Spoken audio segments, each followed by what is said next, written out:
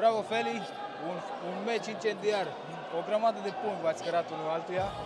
Spune-ne cum a fost, Ric. Mulțumesc foarte mult, a fost o atmosferă incendiară. Mi-a plăcut foarte mult, este la a doua ediție aici la Târgoviște, sper să revin ca de fiecare dată. Am avut o mică accidentare la spate, dar asta nu m-a dat înapoi. Se pare că s-a cam dus gazul pe final. Cum a fost?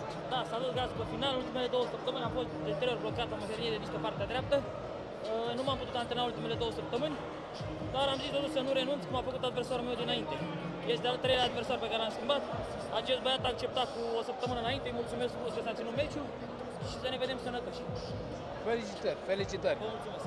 Acum avem o provocare pentru tine, Da? să dai un autograf pe pereche de mânuși de box, dar cu mănușile pe mâini. Acum nu știu.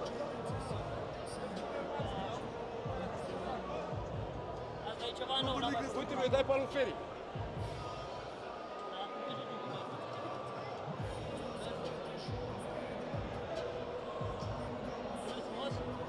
Bravo, felicitări! Mulțumesc frumos, Doamne ajută!